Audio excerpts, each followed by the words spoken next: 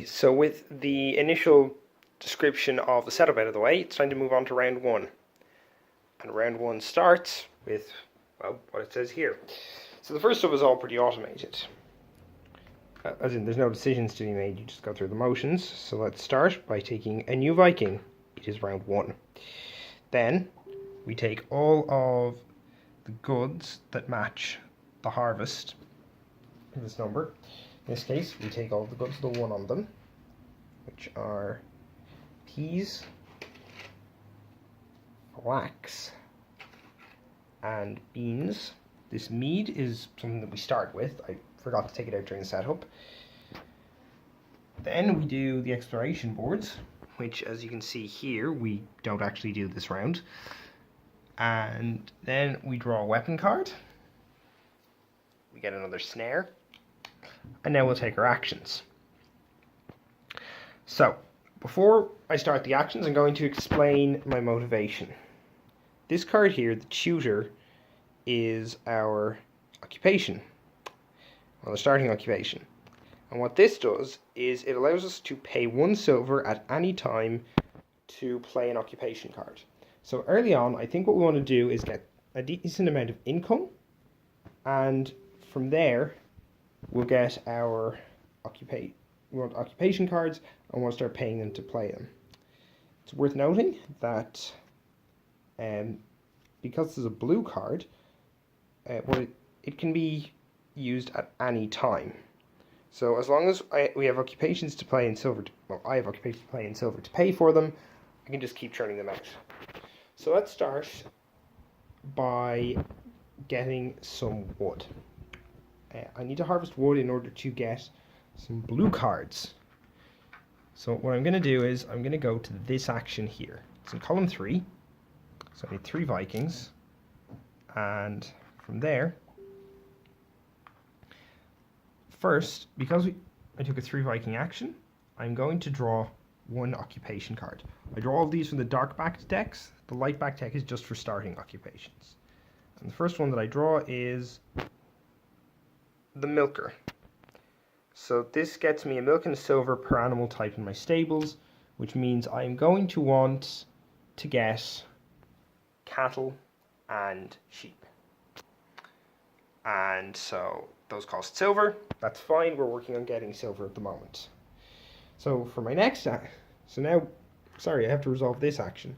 So what this says is I take the 3 items from one mountain strip and 2 items from another. On the mountain strips, you always start on the left and go to the right, as indicated by this arrow. So I'm going to take 3 from here, so we can start approaching this ore. That'll be useful in the future. And I'm going to take 2 from here. So that's the first action. For the second action, let's go hunting. Specifically, I'm going to go for laying a snare. I want to get some of these big items here. My plan is to start converting them up. I'll explain that in a little bit. So, the way this is going to work is actually kind of interesting. And this is where the dice come in. So you'll see here it says you roll the d8. You can spend snares and wood, and if you fail this action, you get a Viking back. Hopefully we won't fail. So the way this works is as follows. We get 3 chances to roll this die. At any time,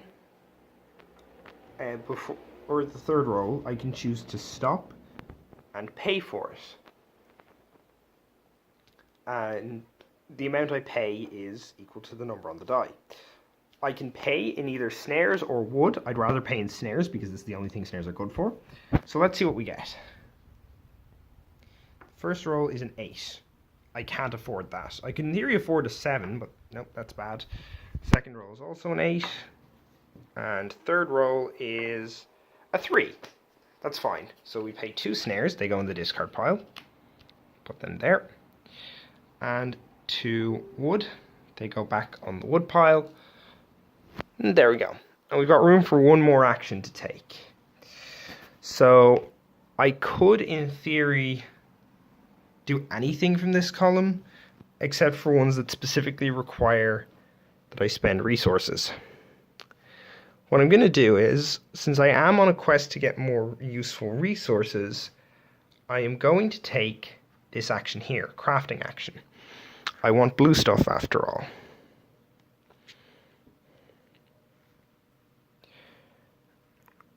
Oh, but before I do that, I need to take the results of my snare laying, which is going to be, I get a snare back, and I get one of these pelts. This is a green good. If I wanted to, I could just place it down on the board now. The problem with that is you can't place green goods adjacent to each other, so I would have to place blue goods all along here. I could also upgrade to a blue good, which would make things a bit easier. But at the moment, I think I'm happy leaving this as a green good. And I can wait until the end of the round to place it. So the next thing I'm going to do is crafting. And to craft, I'll place my last Viking, and I'll make some flax into linen. So I will spend my flax, which is down here. I will grab a linen, which is over here. And now I have these. So I've placed all of my Vikings, and now it is time to start taking my action. Sorry, finishing up the round, sorry. So, first you determine the start player. So the last person to place their Vikings on the board gets the start player moose. Since I'm the only player in this game, I keep the moose the whole game. Next we have income, and this is where I'm going to start doing this. For income purposes, I'm going to place this down here. So your income is whatever the lowest visible one of these spaces on the board is. In order to cover these spaces up, you also have to cover every space to the left of and below them.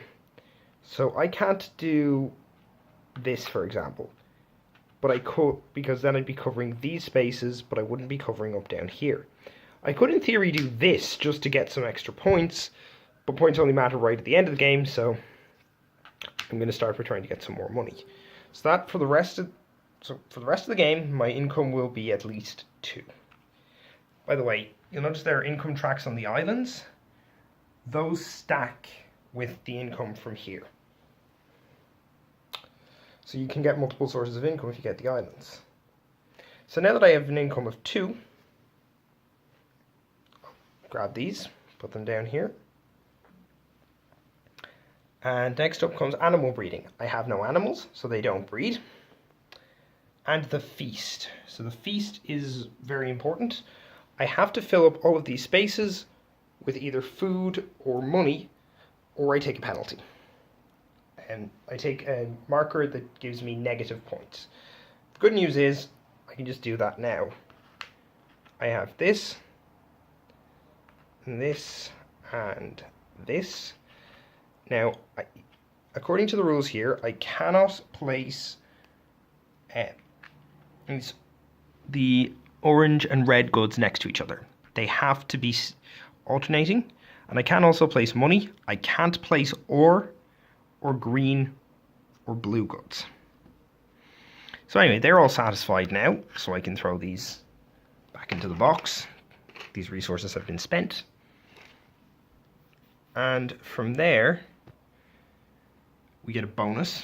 So if any of these spaces were completely surrounded but not themselves covered, I'd get the item on that space. I don't have any of those yet, so I'll leave those for now. Then we do the mountain strips. So the way this works is, the leftmost resource on each strip gets removed. If this empties a strip, it's discarded. So those go back over there. And then I reveal a new strip. So this one comes in with 3 wood. So let's put the wood on the bottom strip here. Sorry, I'm a little overly meticulous with this sort of thing, but there you go. It's just how I am. 2 of these. and a pair of silver coins. And then, normally, you would remove your placed Vikings from the action board. But since this is a solo game, we have 2 sets of Vikings. These guys will stay here until the next round. So I can't take any of these actions next round. That's what makes the solo game for A Feast for Odin distinct from the multiplayer game. In the multiplayer game, you have to play around the actions other people are taking, meaning that you can focus on a single strategy and just do that repeatedly, as long as no one else is doing it. In the solo game, you can't do that because you have to play around yourself. So, I'll see you in the next round, where we're going to be building some knags, doing some trading, and hopefully keeping our Viking chieftains happy.